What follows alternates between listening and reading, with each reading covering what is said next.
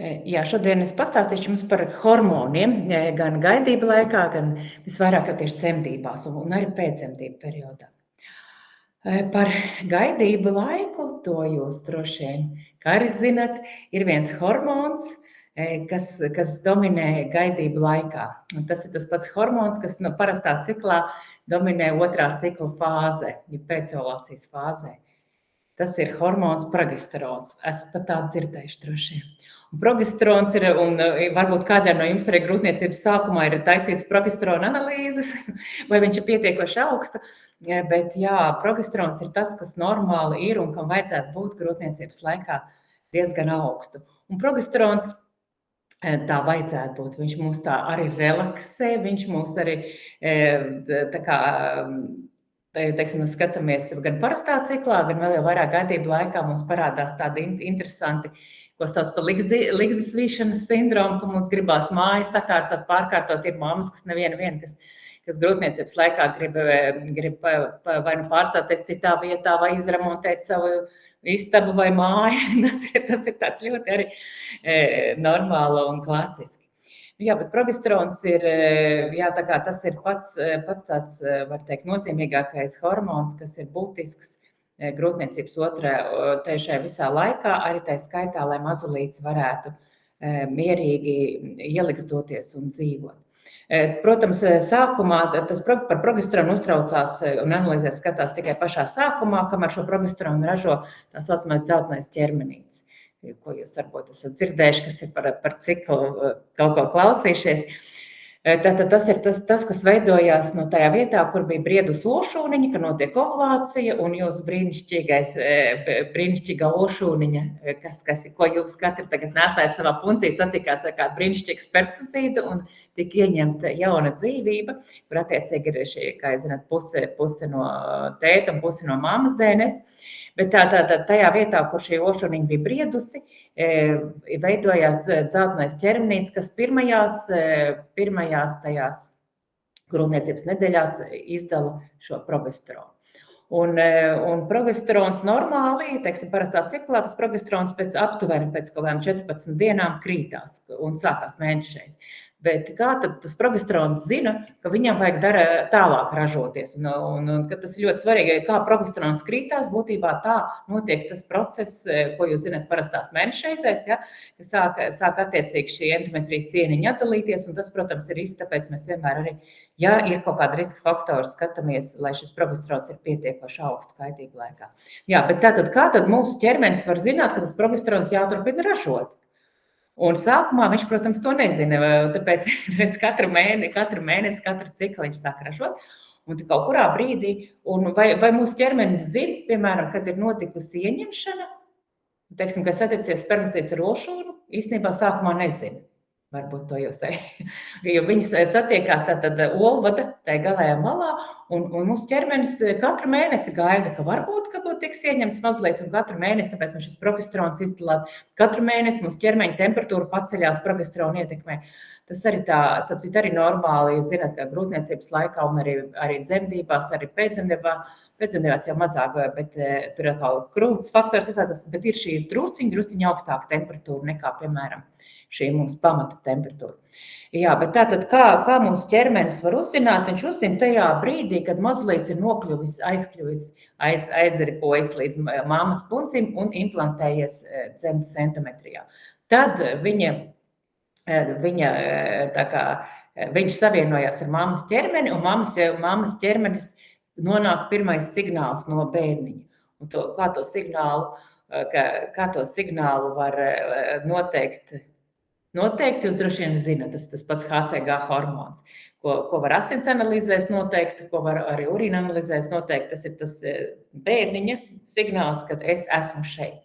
Un tas dod to, ka šis progesterons turpina izdalīties tāpatās visu šo pirmo trimestri. Labi, es nestāstīšu vēl ilgstoši par visu šo attīstību, bet būtībā pēc pirmā trimestra šī progesterona sāk izdalīt mūsu placenta.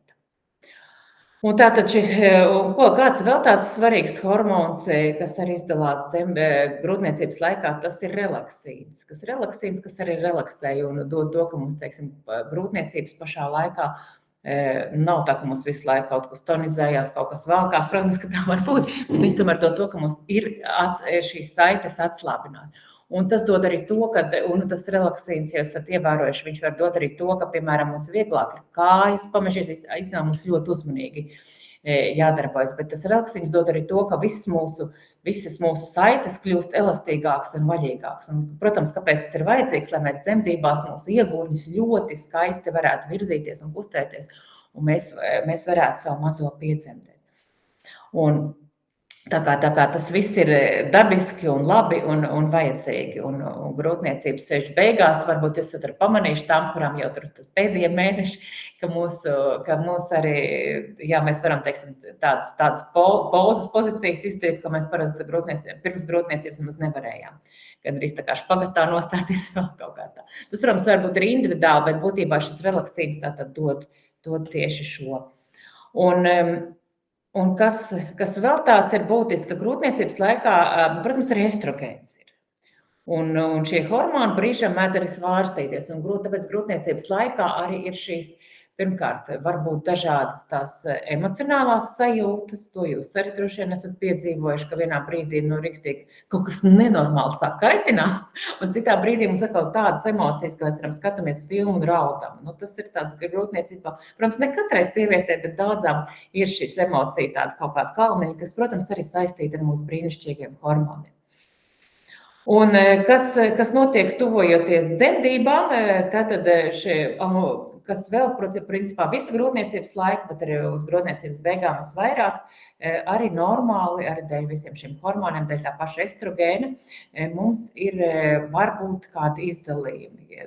Tā sajūta, piemēram, ka pilnīgi sauss, tur lejā gandrīz nekad nav. Tā kā tas arī viss ir normāli un dabiski, un par to nav jāstraucās.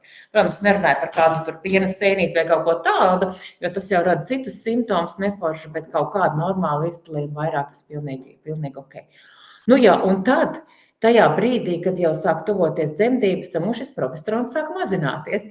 Un tās sajūtas var būt arī tāds ļoti, ļoti tādas interesants tajā brīdī, kad tas varbūt nav īstais vērts, tajā brīdī, kad tuvojās dzemdības.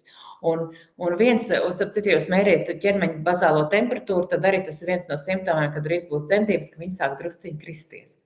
Bet tāds vēl viens, tas, protams, nav viena tādas pazīmes, pēc kuras mēs varam pateikt, ka noteikti es dzemdēšu rīt, bet viena tāda mēdz būt pazīme, kas saistīta arī tieši ar šiem hormoniem, kā krītot progesteronam, parādās tādas visādīgas emocijas, piemēram, ja man mamma zvana un saka, es laikam, ja teiksim, kurai var iznāsāt grūtniecību un kuru katru brīdi būtu jau mazliet jādzird, viņa man zvana un saka, es laikam nekad nedzemdēšu, viss ir slikti un vispār kaut ko tādu, tad ir diezgan liela varbūtība, ka viņa naktī svarīs un teiks, ka viņa ir sākāšās dzemdības. Ja. Tas, protams, nav 100%, varbūt arī citu iemeslu dēļ šī emocija viņa, bet tas pēc manas pieredzes ir bijis diezgan daudz reizes manā praksē. Tā kā tas arī pilnīgi normāli un ok. Bet tad es nonācu pie tā paša svarīgākās tēmas, ko šodien gribēju jums pastāstīt par hormoniem dzemdībās. Un jūs noteikti zinat, kāds ir pats svarīgākais hormons dzemdībās, un tas ir tas pats oksitocīns.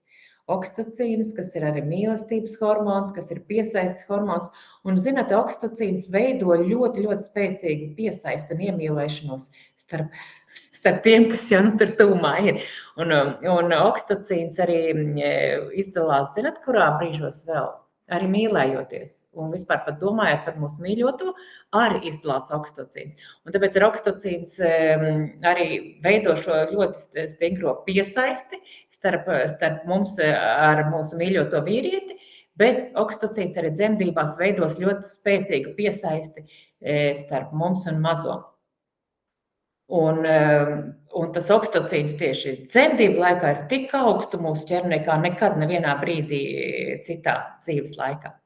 Un oksitocīns ir tas, kas dod šo skaisto dzemdību ritmu. Zināt, ka dzemde tā kā pulkstenītes savalkās kontrakcijas laikā, pēc tam atkal atlaiž un atkal savalkās un atkal atlaiž.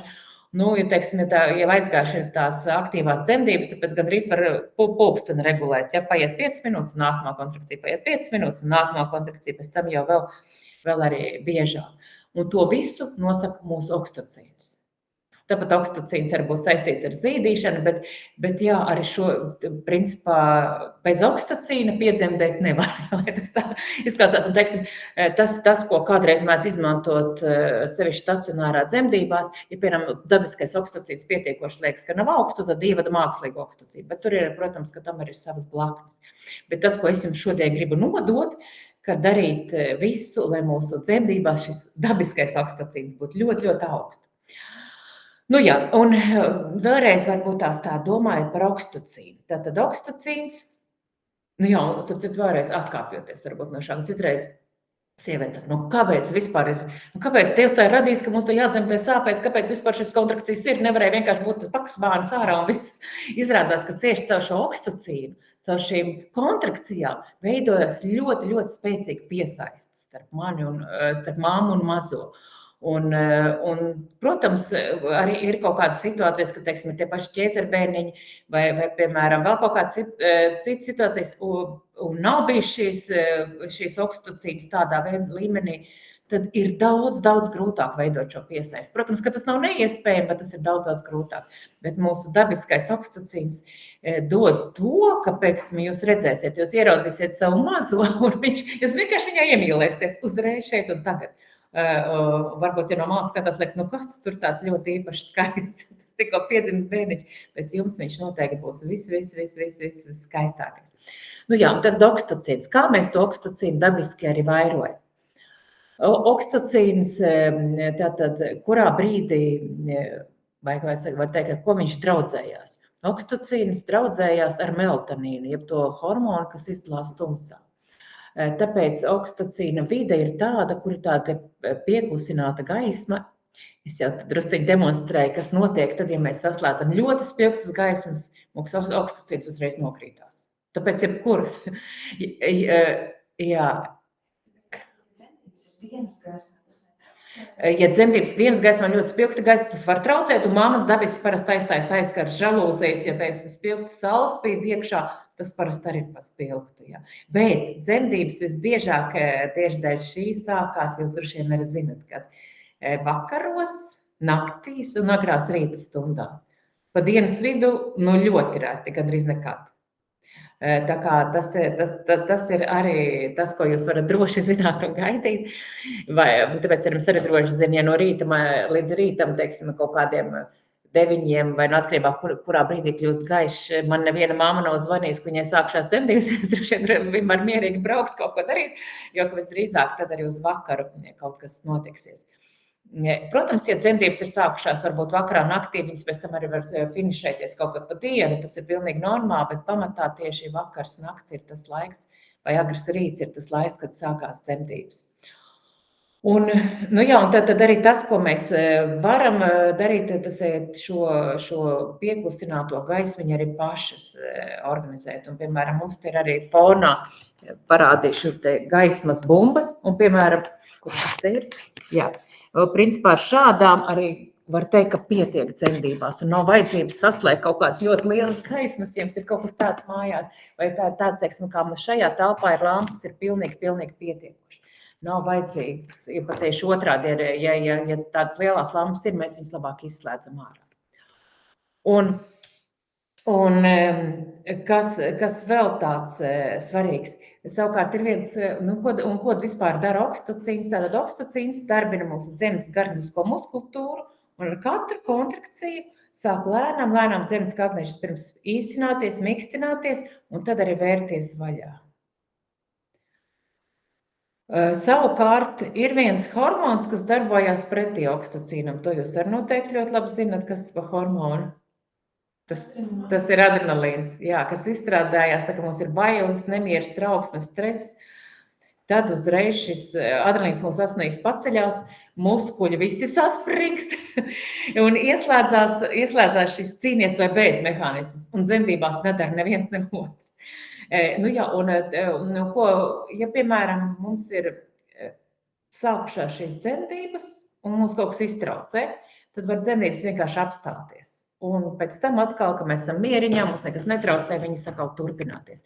Un tas ir arī tas, piemēram, ja sievietes brauc uz stacionāru, vienmēr saka, nebrauciet par ātru, jo, ja jūs aizbrauksiet pie ātru, jums citā vidē šīs kontrakcijas pilnībā var apstāties. Protams, ka visdrīzāk jau, kad ja mamma nomierinās, viss labi, tās kontrakcijas tālāk aiziet, bet tas ir, protams, liekas stress. Un, piemēram, jūs zināt, ar dzīvnieciem arī tā, ja viņi, piemēram, izbiedē dzīvnieciņas, ja viņam ir kāds plēsējs tūmā, viņam ir dzemdības, viņam pilnībā apstājās, viņas aizskrien drošā vietā un tikai tad turpinās. Tā kā arī sievietei ļoti, ļoti svarīgi, lai šis adrenalīns būtu pēc iespējas mazāk. Un šis adrenalīns, teiksim, nu labi, ja tās dzemdības vēl nav īsti sākušās, ja šis iešopošanās posms, tad viņas vienkārši apstāsies un viss. Kaut kāds šis stresa iedāvājumiem pēc tam varbūt kaut kad vēlāk turpināsies. Savukārt, ja tās jau ir aktīvas dzemdības, tad daļa adrenalīna mums neapstāsies dzemdības, bet kas notiek? Adrenalīns tad savalk visus muskuļus, tā skaitā dzemdes cirkulāro muskultūru, un tad mums liekas, ka mums ļoti sāp kontrakcijas laikā, tiešām ļoti sāp. Mums varbūt pat arī drebuļi, un arī dzemdes kakliņš pazemējās un netaisās vaļā. Tā kā es to jums nestāstu kā šausmanīti, bet par to, cik svarīgi ir, lai šis adrenalīns būtu pēc iespējas mazāk mūsu dzemdībās. Ja mums vairāk izdodas būt mierā, ja mums vairāk izdodas relaksēties, ja vairāk izdodas ļauties, jo arī labāk. Un starp citu adrenalīnu, tāpēc ir ļoti svarīgi, kas ar jums ir kopā dzemdībās. Jo, ja kāds cilvēks ir blakus, kuram ir ļoti augsts adrenalīns, viņu arī var nodot dzemdībās. Starp citu arī. Tāpēc ir svarīgi, ka ir tētis ir mierīgs. Man ir arī pat bijuši dzemdības, kas redz, ka tas tētis ir riktīgi stresēns. Es izdomāju, ko es viņam varētu kādu uzdevumu dot, lai viņu novērstu to stresu, jo tu jūti, kad jau pats tu sāc vienā brīdī arī jau iestresot. Tāpat tās reizēm, nevienmēr, bet reizēm arī kaut kādi lieku tādi kairinājumi arī var ļoti traucēt šim oksitocīnam izdalīties.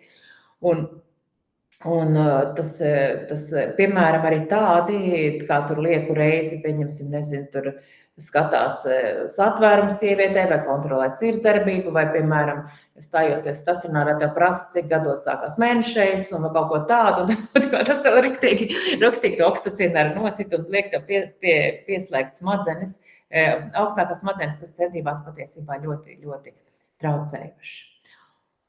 Nu jā, tā kā tas ir tas, ko mēs jau varam darīt iepriekš, radīt to vidi, kurā mums šis oksitocīns ir ļoti augsts un var virmot.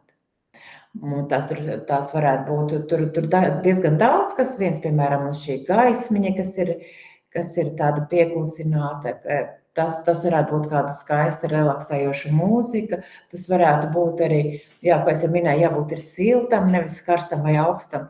Tad arī ļoti, protams, var palīdzēt arī mūsu mīļotais. Arī tur, protams, arī jums pašām jāsajūt, kurā brīdī jūs to gribat vai negribat, bet, piemēram, arī, teiksim, bučas, glāsti, tas viss var mūsu oksitocīnu vairot. Būtībā jebkas, ko mēs iedomājamies saistībā ar, nezinu, romantiku, mīlestību, varbūt tas, kas mums palīdz šo dabisku oksitocīnu vairot. Tad citu oksitocīns izdalās arī tad, ja mēs tā labi un ar baudu pēdam. Tā kā tas arī tāds izdalās gan kāda endorfīna, gan kāds oksitocīns, un man arī bijis neviena reize, kad, teiksim, mamma tur arī, tā dzemdības tīrta nav, un tad viņa tā arī atslābinās, kā tā gardi pēd, un tad forši aiziet dzemdības tālāk. Nu jā, tā kā tas ir tas, kas jums ir tāds kā mājas darbs, ir radīt to vidi, kurā jūs varat mierīgi ļauties šai dzemdību oksitocīna izdalē. Un jā, tad arī tas droši vien noteikti nav kaut kas viens, bet katrai sievietei tas var būt citādāks, bet to jūs jau laiks varat arī padomāt un izdomāt un arī radīt šo vidu vienalga, kur jūs arī dzemdējat, lai jums būtu šī mīlestības un oksitocīna vide. Tas, protams, arī jūs varat, piemēram, mūziku uztaisīt dzemdību izlasi, kas saistīta varbūt, piemēram, arī kādas dziesmas, kas saistās ar jūsu attiecībām, dziesma, kas skanēja, kad jūs iepazināties, vai vēl kaut kas tāds, kas jums arī ļauj šo oksitocīnu savairot.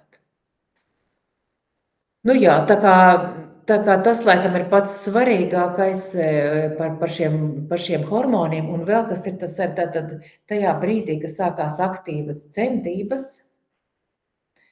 tajā brīdī arī šis okstocīns kļūst arvien vairāk, un okstocīns dod arī to, ka liekas, kādreiz tās sāpes, tas tik grūti, okstocīns dod arī to, kas okstocīns, kad ir ļoti, ļoti augstu, dod mums arī endorfīnu, ka mūsu ķermenī izlās ar ļoti daudz endorfīnu, jeb šie dabiskie opiāti, kas dod to, ka mēs esam tādus drusciņi tā kā apreibuši, tā kā laimīgs, un es skatās, ka sieviete, kas dzemdē, viņa patiesībā ir tā kā gan iegājis sevi, gan pilnīgi, tā kā, kā teikt, tie apkārtējā vidi viņu pārāk neuztrauc un neinteresē, un tā arī vajadzētu būt, ka viņi ir šeit dzemdību pasaulē, tā drusku tā kā, pilnīgi liekas, ka tāda no citas pasaules, jo tiešām tā dzemdības ir tas brīdis, kad tiešām debesis pieskarās zemē, un tas ir kaut kas tāds ļoti, ļoti, ļoti īpašs. Jā, un tad, ko jau es minēju, tajā brīdī, ka tās kontrakcijas kļūst visintensīvākas, tad arvien vairāk sāk izlīties ar šo endorfīnu. Jo vairāk mēs arī ļaujamies tam, jo ar šīs dzemdības ir tādas, kuras būtībā var arī izbaudīt. Un tajā brīdī, kad mazulīts arī nāk pasaulē, tajā brīdī, kad viņš dzimst, tur arī tik ļoti augsti ir šie hormoni. Protams, ka tas ir grūti, protams, ka tas ir izaicinoši katra kontrakcija, kas riktīgi darbojas, mūs velk dzemdi, mūs mazulīt bīd, un tā sajūtas ļoti, ļoti intensīvas. Bet hormonālā ziņā ir sievietes, kas, teiksim, piedzīvo ar tiešām reālu, var teikt, orgasmu tajā brīdī, kad mazais nāk, viņš spiežas, un nezinu, mums tur visiem punktiem, ko var spiest, un piedzīvo tādu tiešām brīnišķīgu baudu no tā visa procesa, kad mazais dzimst un mazais nāk pasaulē. Un tieši tāpatās, kā mēs domājam, jūs droši vien arī zināt, ka ir diezgan daudz arī tāds tiek runāts par paralēlēm starp mīlēšanos un dzemdībām, un arī tur, teiksim, ja mēs vienkārši ļaujamies, baudam un priecājamies, nevis teiksim, cik minūtēs es šito izdarīšu vai to izdarīšu, tad jums nekas tur īsti nebūs. Bet ja jūs vienkārši ļaujaties un baudat un priecājaties, tad arī mēs piedzīvojam šo brīnišķīgo baudu. Un tieši tāpat tās ir dzemdībās. Jo vairāk mēs ļaujamies, jo vairāk mēs atslēdzam savu kontrolējušo prātu, tad vienkārši ļaujamies, lai tas viss notiek, jo vairāk mums arī izdodās piedzīvot šo īpašo hormonu miksu, kas to tādu tiešām neaizmirstam, neatkārtojam sajūtu. Tajā brīdī savukārt, kad mums ir iztumšanas periods, tajā brīdī, kad mazais sāk spiest ar galviņu uz leju, tās sajūtas ir ļoti, ļoti intensīvas, un tajā brīdī sāk gan izdalīties adrenalīns, un tas ir vajadzīgs.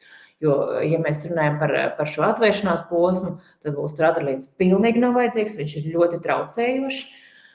Savukārt tajā brīdī, kad sāk mazulīts dzimt, tad mums šis adrenalīns asnīs parādās. Un tas ir ļoti, ļoti svarīgi šajā brīdī, lai mēs to adrenalīnu neesam iztērējuši pirms tam, jo tas arī tāds esmu piedzīvojis daudzās dzemdībās, tajā atvēršanās posmā, ja tas ir ilgstoši bijis, mamma jau liekas, ka viņa jau ir diezgan piekusus, viņa jau ir citreiz starp to atvēršanās beigu posmu un iztumšanas periodu, varbūt arī kaut kāda pauzīte. Un tajā brīdī, kad sākās iztumšana, kad mazais sāk virzīties uz leju un spiest, viņa uzreiz rodas tāds spēks un tāda enerģija, un viņa to var izdarīt, un viņa var izstumt un piedzemdēt savu mazo. Un tur arī, protams, ir gan okstocīns, gan endorfīni, gan arī adrenalīns. Un tas adrenalīns arī dod to, ka mazais piedzimstot, viņš arī šī adrenalīna ietekmē ļoti aktīvs pirmās tās 2 apmēram stundas pēc dzemdībām. Viņš ļoti aktīvs. Viņš aktīvi sāk meklēt, kur ir krūts, aktīvi mēģina zīst jau pēc kāda laiciņa. Aktīvi viņš mēģina virināt actiņas un meklēt acis kontaktu. Tā kā tas arī bērnam ir ļoti, ļoti svarīgi, ka viņam ir šie dabiskie hormoni. Savukārt tā vēl noslēgumā tāda mazā atkāpe, ja par dzemdībām runājot, ja kaut kāda iemesla dēļ, piemēram, kādam liekas, ka tās dzemdības iet pa lēnu, protams, tās situācijas var būt dažādas, tad mēdz iedot mammai kā medikamentu šo mākslīgo okstocīnu. Vai nu tur intramuskulāri vai teiksim, zem mēles vai veinā, tā arī kādreiz dara. Citreiz, protams, tas varbūt arī pamatoti, bet citreiz tas vienkārši ir, varbūt arī gribot ātrāk, lai attiecīgi liekas, ka šis dabiskais oksitocīns pamaz izdalās. Bet, protams, pats svarīgākais būtu tomēr mēģināt radīt to vidu, lai dabiskais oksitocīns izdalās, vai, piemēram, nezinu, arī paglāstīt, arī ir atsevišķi punkti, ko var pamasēt, piemēram, arī šeit un šeit, ka, teiksim, kas dod to, ka mums izdalās vairāk dabiskais oksitocīns. Ļoti labs tāds variants, jūs droši vien arī zinat, ir krūtsgalu masāža, tas arī izdala oksitocīnu, tāpēc arī, kad mazais zīdīs, tad arī oksitocīns izdalās. Bet kas ir ar to mākslīgo oksitocīnu? Mākslīgais oksitocīns, jā, viņš iedarbojas uz dzemdi un dod dzemdes kontrakcijas, bet viņš neiet cauri smadzeņu barjerai un neizdalās endorfīni. Atceraties, ko deva endorfīni. Endorfīni dod to, ka mums ir dabiski atsāpinātāji. Savukārt šis mākslīgais oksitocīns, viņam atkal šī dabiskā atsāpināšana nav. Līdz ar to tiešām liekas ļoti trakas tās kontrakcijas. Ja kāda no jums ir piedzīvojis, kāds ir kontrakcijas ar mākslīgu oksitocīnu, tās ir nesalīdzināmi citādākas un sāpīgākas. Dabiskais oksitocīns, kas mums ir, un šīs dabiskās kontrakcijas, kas ir tāda laba ziņa, viņas nāk no mūsu ķermeņa. Viņas nāk no mūsu ķermeņa, un viņas dod mūsu ķermenis un sadarbojoties ar bēni. Viņas nekad nebūs tādas, lai mums nodarītu pāri. Jā, mums var būt grūti, mums liekas, ka mums ir sāpīgi, grūti, bet viņas nekad nebūs tādas, kas nodarītu pāri gan vai no mums vai maziem. Vienmēr ir kontrakcija, un starp tām ir attālpa tieši tik daudz, cik vajadzīgi mammai, cik daudz vajadzīgi mazulītim, lai viņš atpūstos. Ja tas ir savukārt šīs mākslīgais oksitocīns, tad var būt, ka tieksim, arī nav pietiekoši mazulītim un ne mammai atpūta, liekas kontrakcijas un paliek ļoti, ļoti grūti. Nu jā, tā kā tas ir tā, ka pēc iespējas mēs mēģinām tātad darīt visu, lai mums šis dabiskais oksitocīns būtu ļoti, ļoti augstu. Savukārt jau pēc dzemdībām atdalās placenta, kad mazais jau ir piedzimis, jau tas mums vēl atsevišķi tēma, kas tur notiek uzreiz pēc dzemdībām, bet tad, kad piedzimst placenta, atkal šie visi hormoni sāk palēnām mūsu asinīs kristies. Bet sākumā vēl nē. Sākumā vēl mūsu asinīs ir daudz endorfīnu, daudz adrenalīnas, kas ir ļoti svarīgi arī, lai mēs arī veidotu šo piesaisti ar mazo. Un arī protams, oksitocīns. Un oksitocīns ļoti spēcīgi izdalās tieši mazlītim zīžot, un tas dod to gan, ka dzemde savalkās pēc dzemdībām, gan dod arī to, ka veidojas ļoti īpaši arī šī iemīlēšanās starp mums abiem diviem. Jo, ja mēs skatāmies tā fizioloģiski, nav nekas tas super kaifs, ka, teiksim, tur tāds viens tev vakumsūcējs pie krūts piesūcies. Un tas pat nav, tas varbūt varbūt nemaz nav tik tā superīgi, mēs skatāmies no malas, bet tieši caur šiem hormoniem, oksitocīnu un endorfīniem, kas izdalās, tad mēs veidojamās ļoti spēcīgi piesaistu un iemīlēšanu. Mēs skatāmies uz to mazo un priecājamies. Un arī mazais saņemot šo oksitocīnu arī un mammas pienu, viņš pilnībā var redzēt, viņš tā atslāpst un nomierinās, jo tas jau nav tikai stāsts par pārtiku. Un jā, bet tātad, kas vēl tās notiek, un tas ir arī jums svarīgi to atcerēties un zināt, ka šie hormoni, kas bija mūsu asinīs grūtniecības laikā augstu, un kas arī pēc dzemdībām ir augstu, viņi sāk pēc kāda laika kristies. Un kaut kādā 3. 4. dienā viņi jau ir diezgan zemāk. Un kas vēl pirmkārt, ko es gribēju pateikt, ļoti svarīgi, ka mūsu endorfīni ir ļoti un adrenalīns ļoti augsts, nesatrakojamies. Tās pirmās dienas esam mieriņā, esam ar kopā ar mazo. Jo citreiz liekas, man ir tik daudz spēka, enerģijas, tad tagad iztīrīšu māju, taisīšais. Nē, jūsu uzdevums ir tikai būt kopā ar mazo, un neko citu nedarīt. Un otrs, ka tajā 3. 4. dienā var šie hormoni visi krīt un var būt kaut kādas raudamās dienas, ka liekas, viss ir slikti, lai gan objektīvi liekas, ka viss ir labi. Mammai nāk šīs sajūtas, ka viss ir slikti. Tā kā tas arī normāli, tas labi, ka mēs to zinām, ka mūsu mīļotais ir, ka viss ir ok. Nu jā, un noslēgumā tātad zīdīšanas laikā ir ļoti svarīgi šie 2 hormoni. Oksitocīns, kas izdalās tā kā mazais zīž, un prolaktīns, kas atkal dod šo piena ražošanu.